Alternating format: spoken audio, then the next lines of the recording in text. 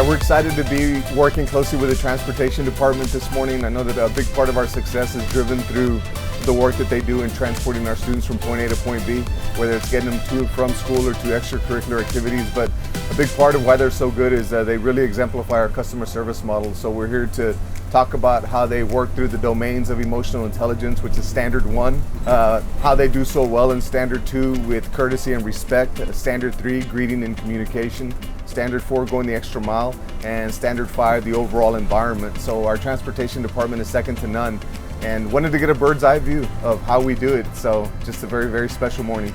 I'm a school bus driver from McAllen ISD. I've been doing this for almost 6 years. As they get off the bus, we high five every kid. It kind of starts the day on a positive side. A lot of these kids, we don't know the background, what's going on with them at home.